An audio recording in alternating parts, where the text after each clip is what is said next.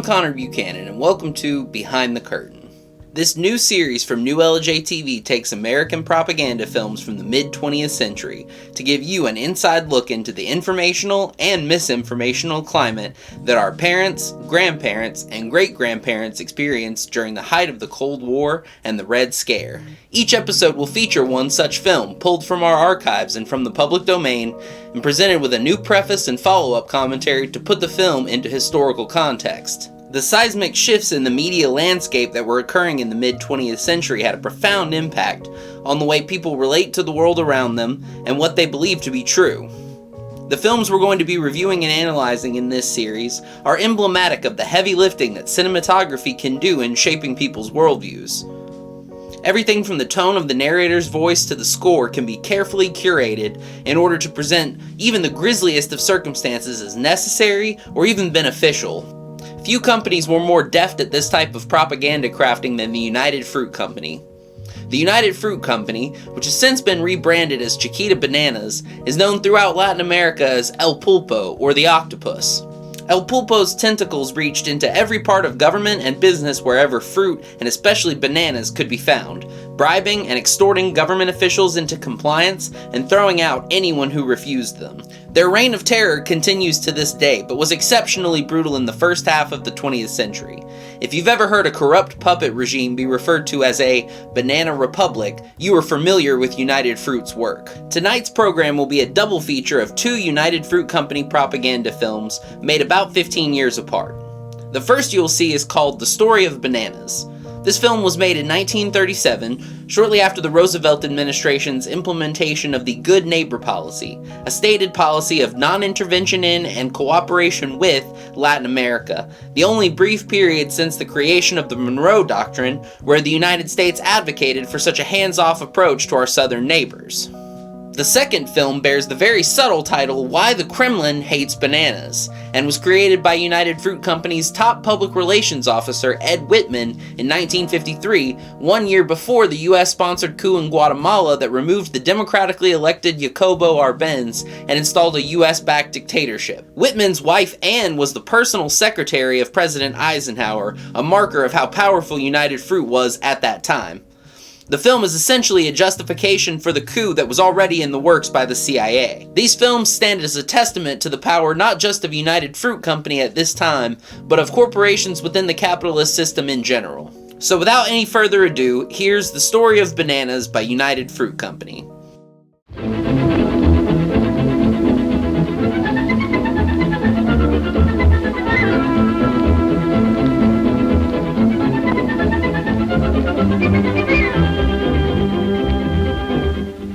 Bananas, a gift of the Americas to the world, are cultivated and grown in all Central America, Upper South America, and the West Indies.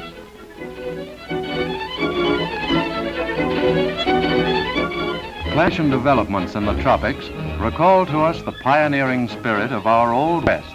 These tropical forests must be conquered by an army of engineers and agricultural experts to transform them into verdant areas of green gold, the largest banana plantations in the world.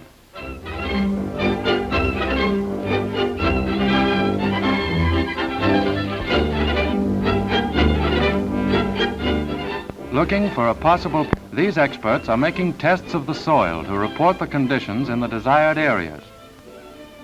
Soil tests are made in the different sections of the mapped area and the results recorded. These men have had many years' experience with tropical soils and recognize immediately the earth suitable for banana culture.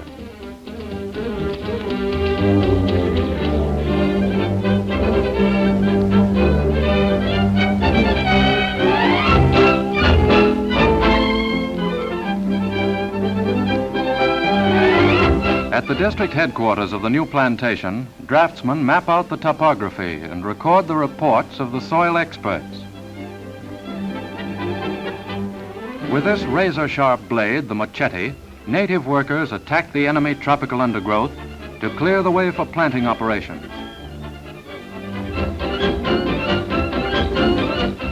Machetes to the right of them, machetes to the left of them. These tireless workers cut their way through a tropical wilderness to conquer the soil for the new banana plantation.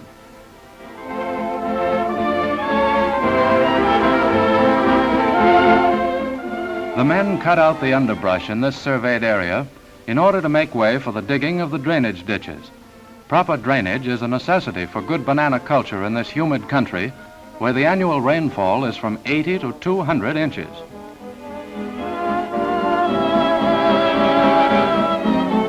Modern dragline machinery speeds the work of digging the new main drainage ditches, which carry off the excess water from the secondary ditches to nearby rivers.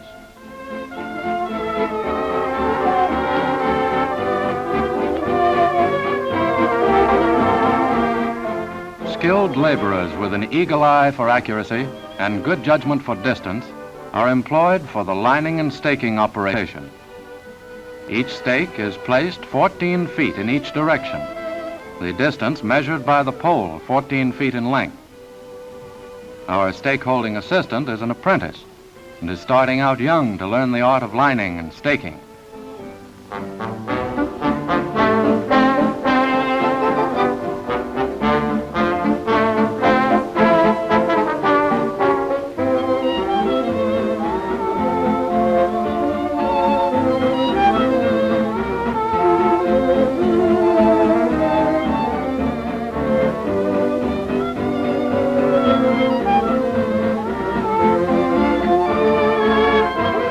Our technical expert points out the location of the banana tree that is to be planted at the foot of each stake, each tree a uniform distance from the other.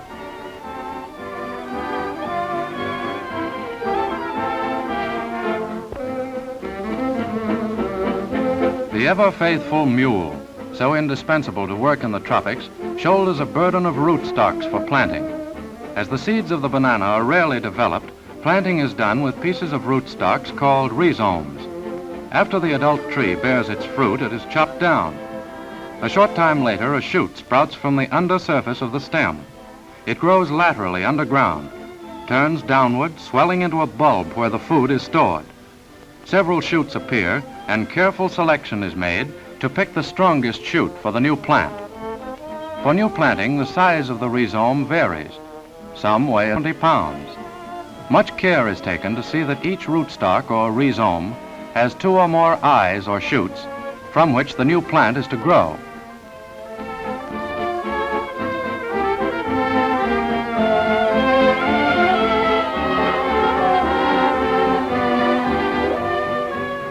The rhizome is planted in a hole about 14 inches deep.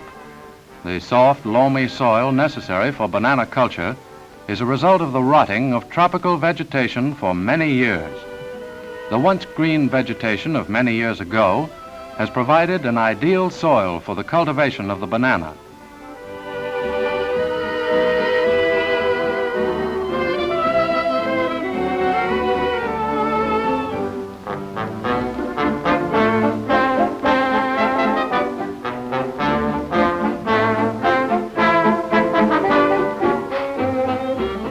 Before the young plants lift their leafy shoots to a blue sky, the larger trees are felled.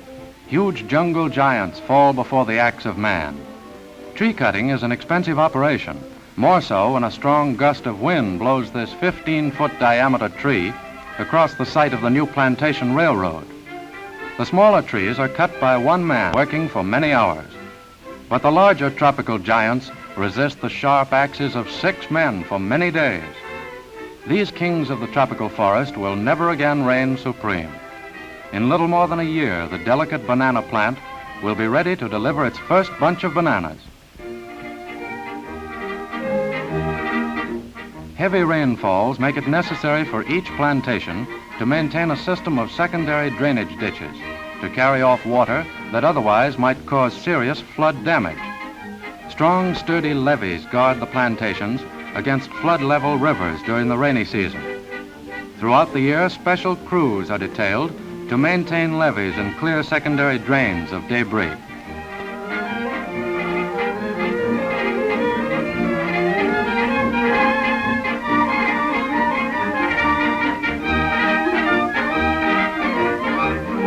Three months after planting, the banana plant grows surprisingly fast.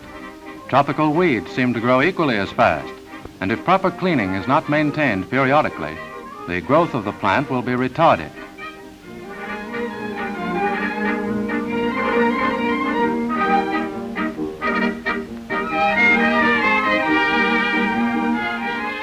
twice the size of a man. This plant of 6 months has practically reached its full size. The native worker is engaged in trimming the shoots from the less vigorous eyes of the original rhizome.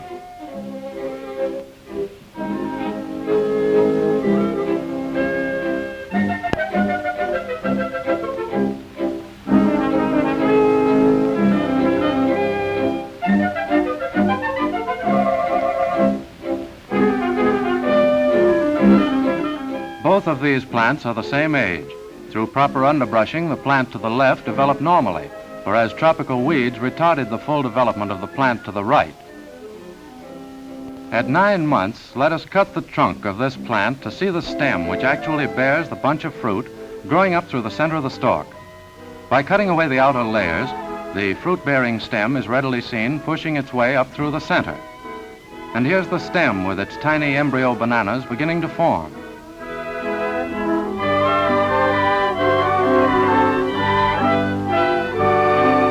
The overlapping construction of the banana plant is shown here to advantage. The banana plant, because of its size, is often called a tree, but this is not true because it contains no wood. The main stem of the plant is composed of thick leaves, tightly wrapped, overlapping one another. The new leaves grow from the center, pushing out the older leaves, thus enlarging the trunk, which measures from 9 to 16 inches in diameter at maturity. Much like an ear of corn in the husk, we see the bud, purple in color, just before developing into the blossom, back of which comes the first sign of the fruit.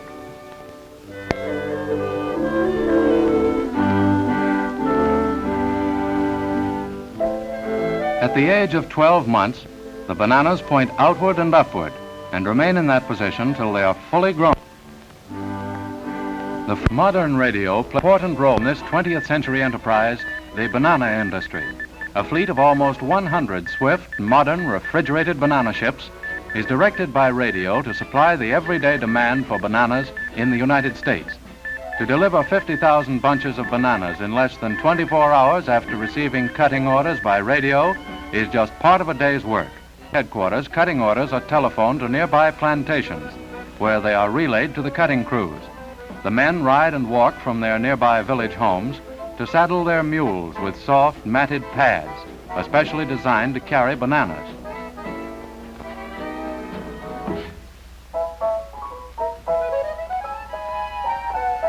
This soft, pad-like saddle offers ample protection to the freshly cut stems, while being transported on the back of the mule to the nearby waiting tram cars. Each mule can carry 4 stems of bananas in this matted saddle.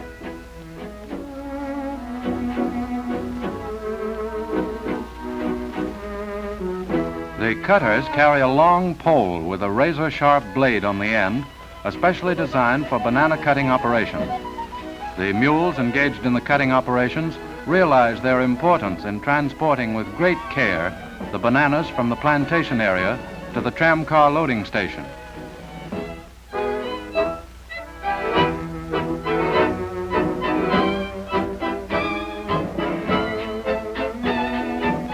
The mules have developed a slow but dependable step that is necessary to carry the freshly cut bananas out of the plantation.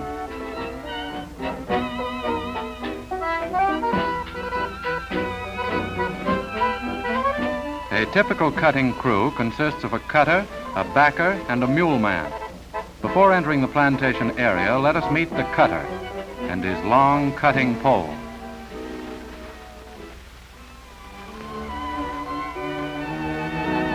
And the backer, who shoulders quite some responsibility. As a matter of fact, could you smile like this with 100 pounds on your shoulder? And last but not least, the mule man and his faithful mule.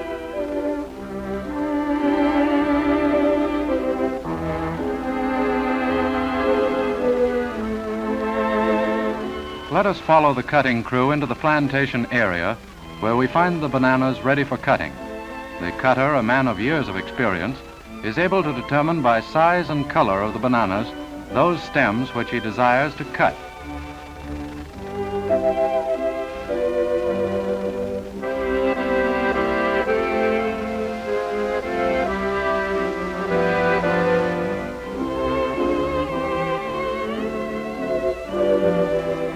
The The cutter carefully nicks the trunk several feet below the bunch of bananas.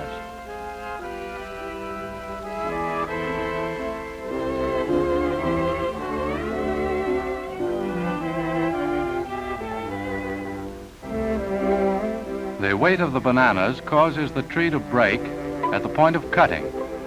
The cutter carefully steadies the upper part of the tree as the weight of the bunch of bananas slowly pulls the top of the tree to the eager hands of the backer.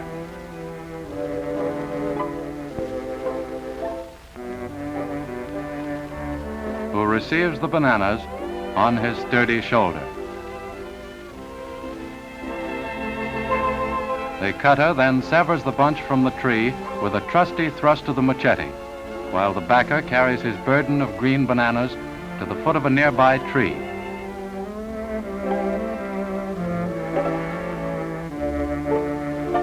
The mule man picks up the cut fruit and fastens it securely to the back of the already burdened mule.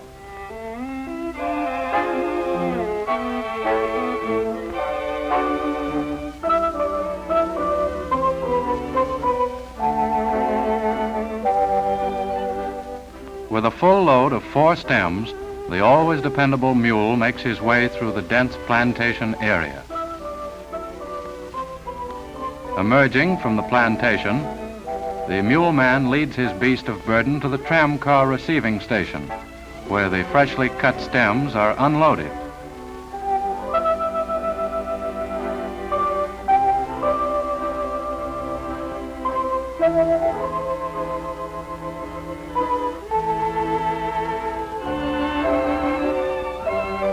After remaining here for a short time, the fruit is then picked up and placed in an upright position in the empty tram car. The bananas are now ready to start on their long journey to the United States. En route to the waiting railroad banana cars, we ride the tram car loaded with bananas, passing through a fascinating splendor of riotous green. Arriving at the railroad siding, we find the banana cars waiting to receive these freshly cut stems. Special care is taken to carefully pad the interior of the banana car so the fruit will not become damaged in any way while en route to the hold of the banana ship.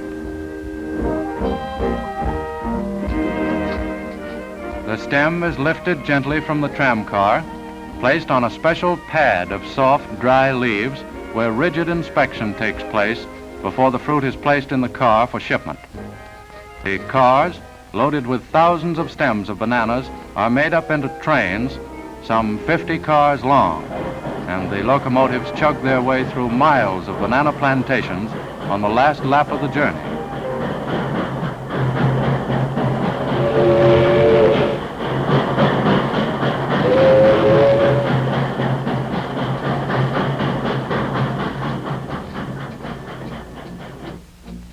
The arrival of the banana boats causes considerable excitement in the banana ports. It's an all-day job to fill the holds of these banana ships. Each boat has a different capacity, but the average load is 45,000 stems, all loaded on board ship in a comparatively short time. The bunches of bananas are carefully inspected before being placed in the loading machine. Many bunches are rejected because they are too ripe. The ripeness again is determined by the color of the bananas.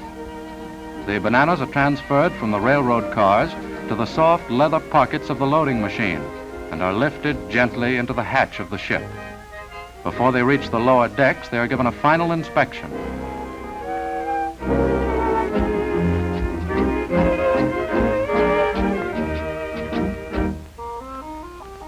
Continuous leather conveyor belts are also used to load the bananas on the ship.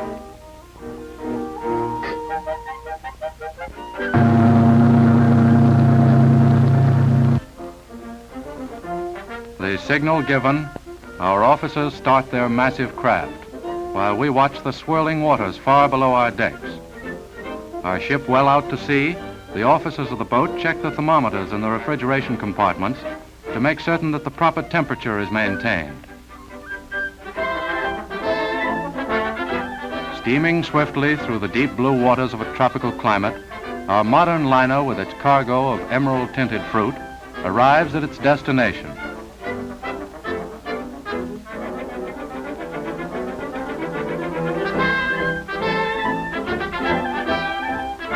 No sooner has the ship been fastened to the dock than there is brisk activity as the unloading machinery finds its way into the very depths of the ship to lift the bananas gently out of the hold. To avoid a sudden temperature change, a special canvas shield is pulled into position. The bunches of bananas are taken from the pockets of the unloading machine and placed on conveyor belts. At different points on the belts, the fruit is transferred to another moving belt where the fruit is classified according to quality and the number of hands on the stem. These conditions determine the car in which they are to be placed, as well as the distance they are to travel. An automatic counting device keeps accurate check on the number of stems that enter each car. Once in the refrigerator cars, the bananas are placed in an upright position, resting on the butt end. Special braces prevent any shifting of the fruit while in transit.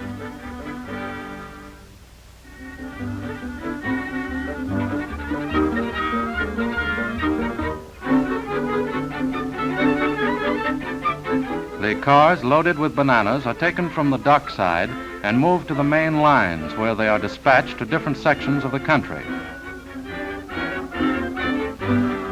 In cold weather, these insulated cars are heated to maintain the fruit at proper temperature, while in the summer season, the cars are iced to prevent the fruit from ripening in transit. From time to time, special inspectors board the train to report the condition of the fruit on the last lap of its journey from plantation to consumer. Have you ever had the latest fountain delight, the banana skyscraper? Surely a treat for all who care to indulge.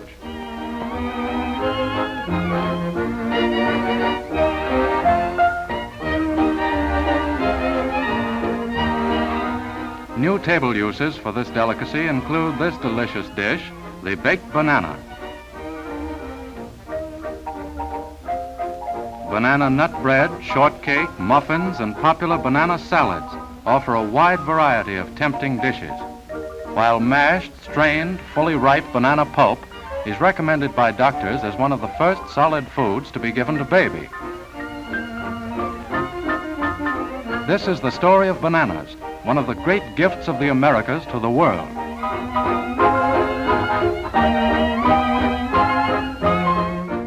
Welcome back. Before we move along to our second film, I'd like to establish some differences between the two films. The story of Bananas is very much intended to keep the viewer in an apolitical space. It has no mention of the politics of Latin America at that time, or of the US political system. Its goal is to show the banana economy as an almost natural and inevitable system of organization, as a means of obscuring the very real conflicts at play in the places where bananas are and were grown. Much like the General Motors propaganda piece that we viewed in episode 1 of this series, this film aims to put present conditions in the best possible light, even if they have to fabricate those conditions. And once this fantasy has been constructed, it becomes extremely difficult to break down. Our minds tend to require more information to reverse beliefs than they need to form them, and seeds planted early and watered thoroughly are especially potent. This is propaganda at its most calm and collected, feeling in control and not worried about having to respond to criticism. Why the Kremlin Hates Bananas takes a strikingly different approach in its rhetoric. Whereas the previous film made it all the way through without mentioning socialism, communism, revolution, or land reform, our second film this evening could not even get through the title without invoking the specter of Bolshevism. This is deeply paranoid propaganda, lashing out wildly at criticism and threats to institutional power. Here's Why the Kremlin Hates Bananas.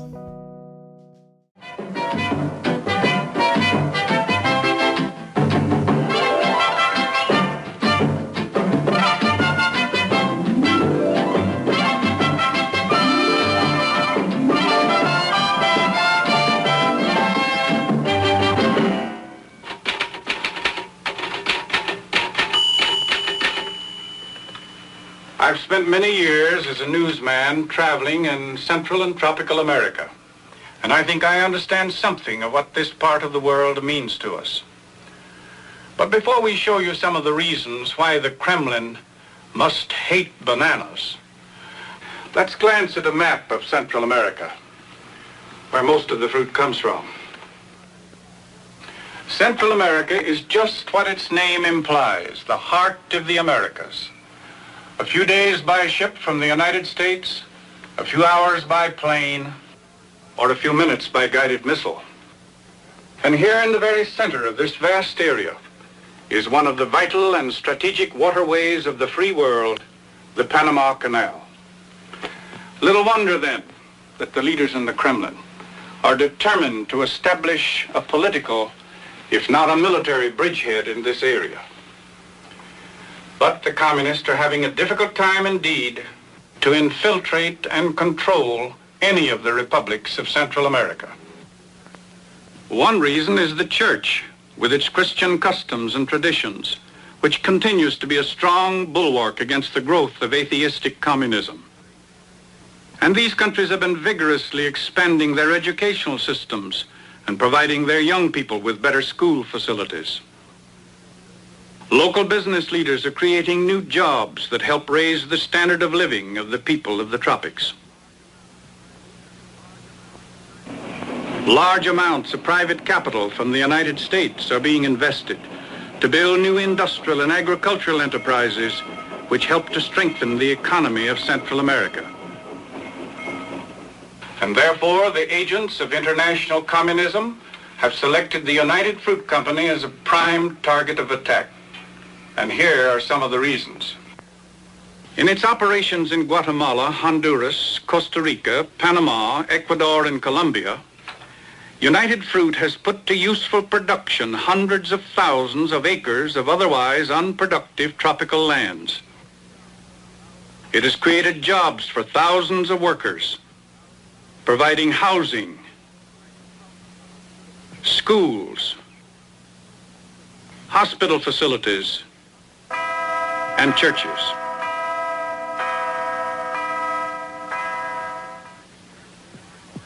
By research and hard work, it has learned how to combat diseases that endanger bananas and other crops vital to these lands.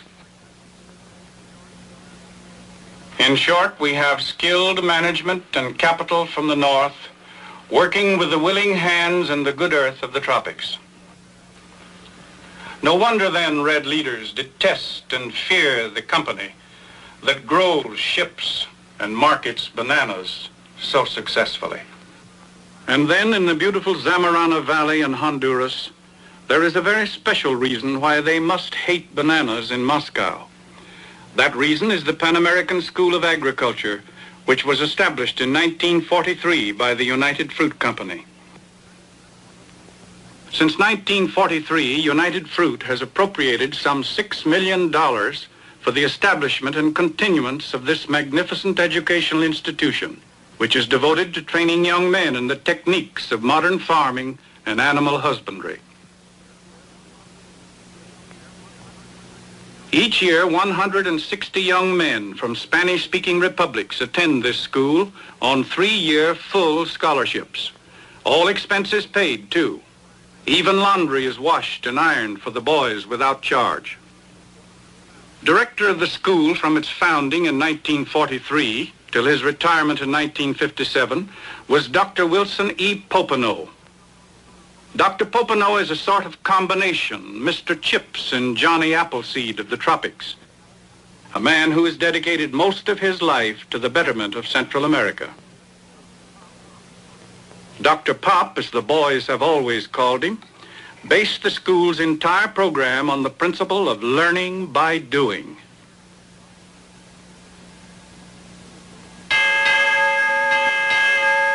Students are up at 5:30 every morning except Sunday. They're out in the fields by 6:30, where they work until lunchtime. One of the first things the boys learn is to investigate soil conditions. A simple, inexpensive auger may reveal information about the soil that can spell the difference between a crop failure or success. Irrigation is necessary in many sections of the tropics. Long dry seasons often last for 6 months at a time. So the boys learn how to apply the principles of surface irrigation to increase the yield of the land. If a boy asks why he has to work so hard in the fields, he's told that if he ever manages a farm, he'll know how much work a laborer ought to accomplish in a day. They learn animal husbandry with emphasis on the care and breeding of pigs. Pork is one of the principal meat diets in tropical America. They discover firsthand how modern medicines make for healthier, more productive stock. The study of dairying is most important too. Throughout many parts of tropical America, there's a scarcity of milk and dairy products. Several boys from the remotest districts of Panama, Honduras, Nicaragua, and other countries have never seen a modern dairy nor heard of a milking machine. Learning to milk a cow properly by machine or hand, as well as handling milk and butter hygienically, are basic in the education of every student.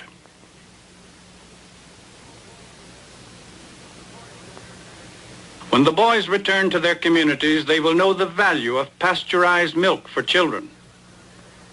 And if they ever have a dairy of their own, they'll know how to operate it at a profit. In poultry, too, the Zamorano-trained boy becomes an expert. However, even after 3 years of study, there remains the ancient question as to which came first, the chicken or the egg. Few jobs in tropical America are harder than cutting sugar cane with a machete. Yet the boys take great pride in their ability to stand up to hard work in the fields from early in the morning till lunchtime. After lunch, they study with highly trained teachers to learn enough elementary physics, chemistry, and mathematics for a farmer's needs. They study English. They learn to reason, to communicate with one another. The son of the president of one Central American country may share a room with the son of a small farmer from another. This has happened more than once. Wealth or position are of no importance here. But perhaps the most important thing the boys learn, who live and work together here, is respect. Respect for each other and for the nations they represent. A boy is judged by how well he can handle a team of oxen, or a tractor, or a problem in the dissection of a steer. Not that all is work and study. There are days when a boy can prove what other skills he has.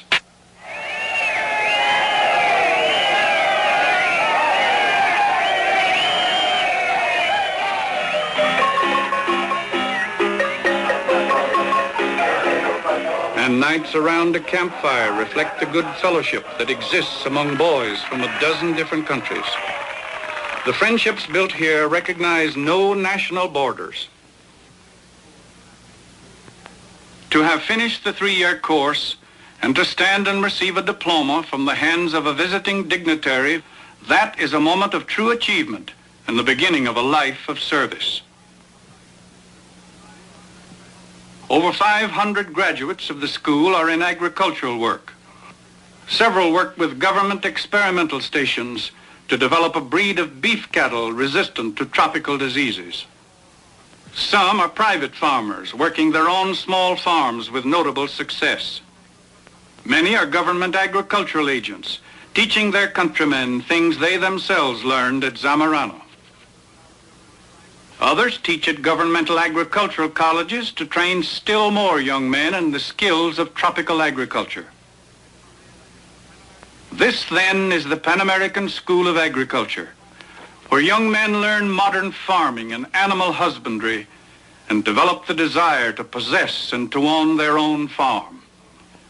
But of equal importance, they learn to appreciate the God-given urge in all men to be free from regimentation by the state, or by any other individual, or any group. Rarely are graduates employed by the company. Every student is expected to return to his own country, to teach his own people what he has learned, and to become a leader in free enterprise in his own community. No wonder the agents of international communism in Central America would like to destroy the company that finances and maintains the Pan American School of Agriculture. It's easy to understand, therefore, why the Kremlin hates bananas.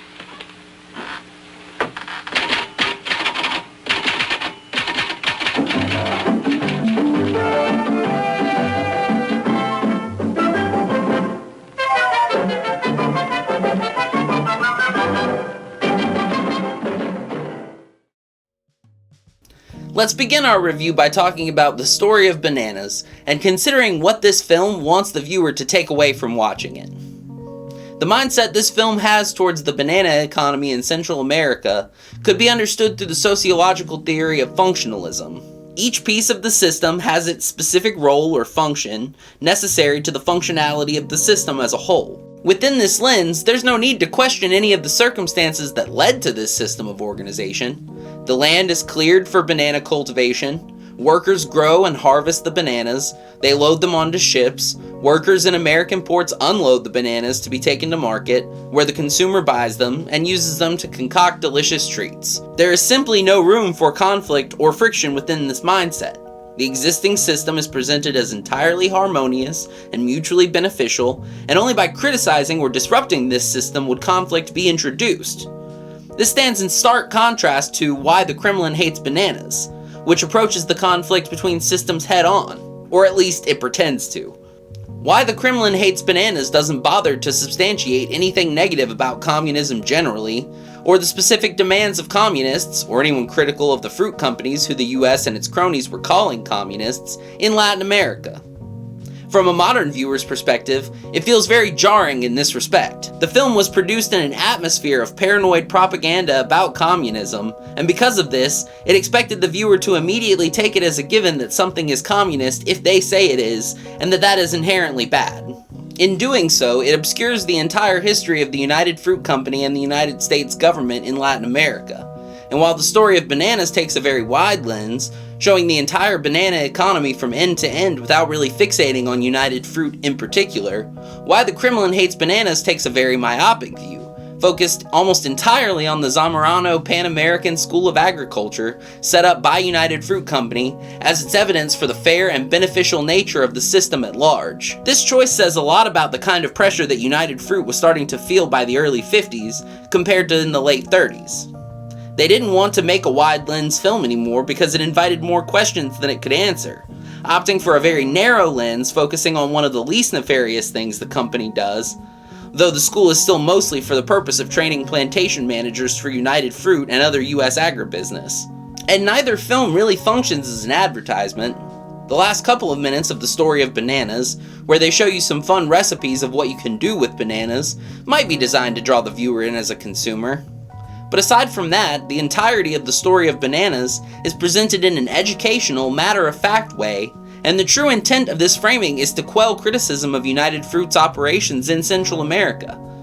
And Why the Kremlin Hates Bananas very much follows this model, not fixating on the product or why you should love and consume bananas, but justifying the relationship between the company and the land and people that it interacts with.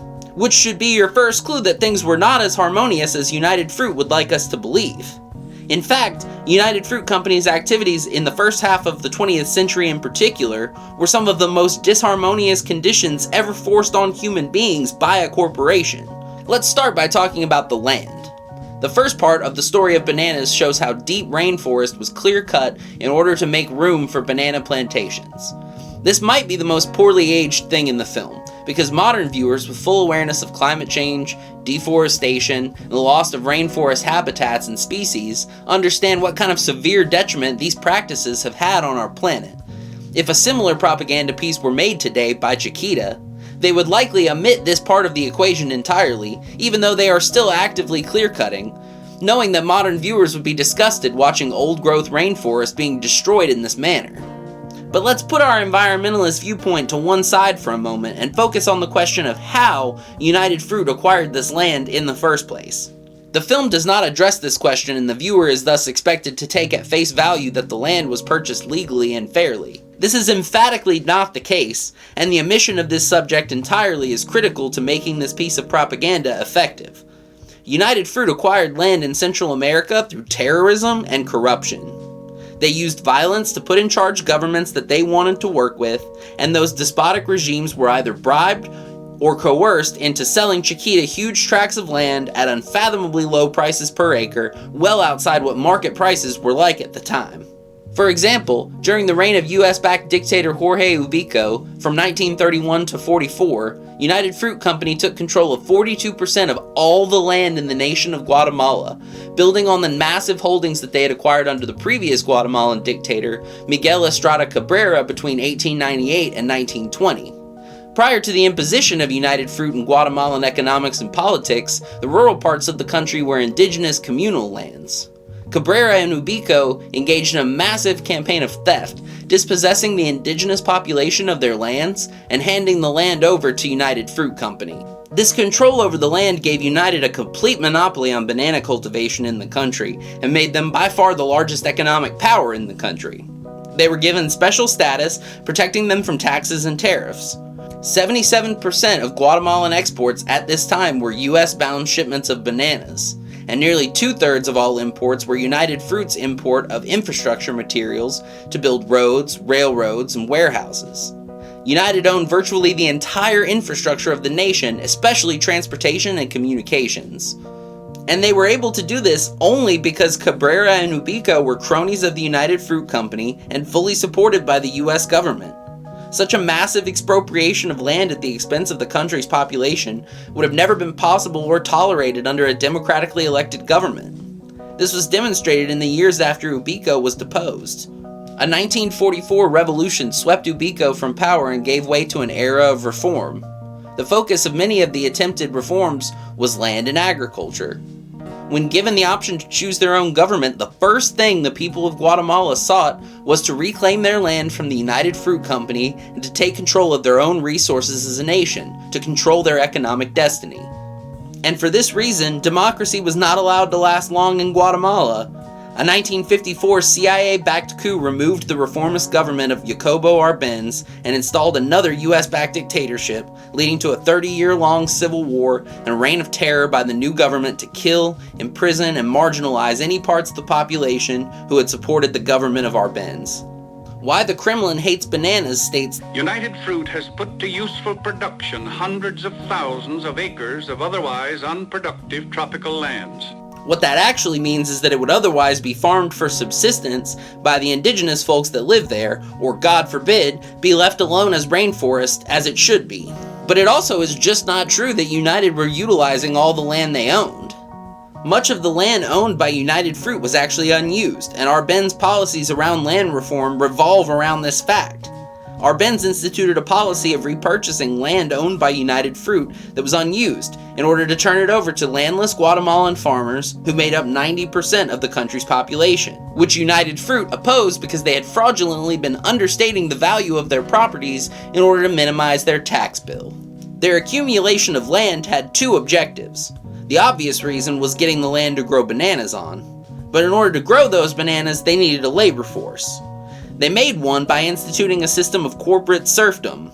Owning as much land as possible meant forcing as many people as possible into their workforce. The 70% of Guatemala's arable land, owned by a mere 2% of landowners, mostly United Fruit, created a type of debt slavery for the large population of landless farmers, where workers were trapped on land owned by the fruit companies and forced to work for them. Millions of people were pushed into serfdom by these policies across Latin America, forced to work for United Fruit on United's terms. And those terms were abysmal, to put it mildly. Workers were paid in company credits, a common practice at this time, which only allowed them to buy overpriced imported goods at official company stores. United Fruit employed an army of private police and spies to watch over workers and prevent any labor organization or anti-company activities. This banana Gestapo was absolutely merciless. If they caught you trying to form a union or advocating against the company or its puppet regime in any way, they would kill you, and sometimes your whole family too. For example, in 1906, when a group of Guatemalan banana workers went on strike, United Fruit Company pressed the government of Estrada Cabrera to send in the military to break the strike. Soldiers showed up and fired into the living quarters of workers indiscriminately, killing and wounding an unknown number of workers. We have reports of mass executions and crimes against humanity like this across Latin America for over a century, but little in the way of quantification of those crimes because the government death squads did not tend to keep any record of their own atrocities. The victims likely number in the millions, and United Fruit and Chiquita alone are responsible for hundreds of thousands. So how do we tie this to the modern politics and economics of Latin America? Well, for a start, consider the market for bananas in the US. Are you ever unable to find bananas at the grocery store? Do the prices of bananas fluctuate wildly out of proportion with other produce? Statistically, the answer is no, and the price and availability of bananas in the US have been stable for many years, and even seasonal price fluctuations have narrowed significantly in the past 25 years. Now consider what you know about the countries where bananas come from, especially Guatemala and Honduras, which are number 1 and number 4 in terms of the volume of bananas exported to the US respectively. These are also 2 of the main countries from which people are fleeing to the United States in droves. Both have had continuous governmental corruption and state-sanctioned violence on behalf of the banana companies for over a century, and have been near the epicenter of the drug war for decades. Both have had endemic drug gang-related violence as a result, and are near world leaders in homicide rates. The optics of the situation have evolved over the years, but the fundamentals remain unchanged. The resources of these nations are still fully allocated to producing and exporting bananas as efficiently and profitably as possible, and everything else falls to the wayside. The flow of bananas is continuous and uninterrupted, but the conditions for the people living there are so abhorrent that millions have fled to the US since 2000. According to the 2000 census, there were a little over 200,000 Hondurans in the US. Today that number is over 1 million. In 2000, there were an estimated 400,000 Guatemalans in the US, and today that number has swelled to over 1.8 million. And that's just from 2 of the main countries that are especially banana-centric. The banana economy is the primary driver of violence, narco activity, political corruption, and immigration in Guatemala and Honduras. It devastates the real economy by draining these nations' resources into a single export crop, the profits of which go to a minority of large landowners and foreign corporations, leaving most of the population landless and with little opportunity to work. Drug manufacturing and trafficking fills some of the void, and with it comes extreme turbulence and constant violence. Leaders who appear in opposition to the fruit companies and other major business interests remain under extreme pressure from conservative elements within the country, the foreign press, and as always, the CIA. The center-left president-elect of Guatemala, Bernardo Arevalo, has faced a lengthy saga of court battles led by entrenched right-wing forces within the Guatemalan government and media, trying to keep him from assuming power. Honduran President Xiomara Castro has faced a similar sabotage and obstruction as president due to her left-of-center views, and her husband, Manuel Zelaya, was overthrown in a US-supported coup in 2009 for the same reason. Even moderately progressive politicians in Central America face massive, undemocratic subterfuge whenever they're elected and live under constant threat of violent removal. Indigenous leaders and environmentalists faced even more hostility, and assassinations of such leaders is common. In March of 2016, Honduran indigenous environmental organizer Berta Caceres was assassinated by a death squad for her role in organizing opposition to a hydroelectric dam on indigenous lands in Honduras. One of the driving factors behind the plan to construct the dam was to provide energy for local agribusiness interests, including bananas. The gunmen were working on behalf of the financiers of the project, the Central American Bank for Economic Integration, the Netherlands Development Finance Institution, and FinFund, a Finnish financial institution. And 2 of the 8 gunmen were trained at the School of the Americas at Fort Benning, Georgia, which as of this year has been renamed to Fort Moore as part of a broader push in the US to remove the names of Confederate generals from military bases. The School of the Americas, renamed the Western Hemisphere Institute for Security Cooperation, or WINSEC, in 2001, has been a training ground for US-backed death squads throughout the Americas since 1946. United Fruit and Chiquita Bananas have been one of the largest beneficiaries of the work of the School of the Americas graduates since its inception. Virtually every coup-leading junta that benefited them, and every death squad that executed leftists, land reformers, environmentalists, and indigenous activists has contained School of the Americas alumni. And this seems like a fitting place to tie this story off for now, because at its heart, this is a story about rebranding. Rebranded death squads trained at a rebranded school for terrorism, hosted at a rebranded military base, doing dirty work for a rebranded banana company. Institutions like United Fruit or Chiquita Bananas, or whatever else they might choose to call themselves, will never voluntarily change their behavior, but they will enthusiastically rebrand themselves if they think it'll wash the stink off for a while. But regardless of what they call themselves, their chokehold on the lives of our Central American cousins will not come to an end anytime soon unless we stand with them and demand that companies like Chiquita and Dole and other powerful US agribusinesses are brought to justice for their crimes. They need to be disincorporated at the expense of their shareholders, and their land and assets need to be handed over to the workers. That's all for us for this episode. We're on the lookout for our next episode, so if you have a film that you think could use this type of deep dive analysis and contextualization, please send it our way. Our email address is in the description of this video. I've been Connor Buchanan, and thanks for watching.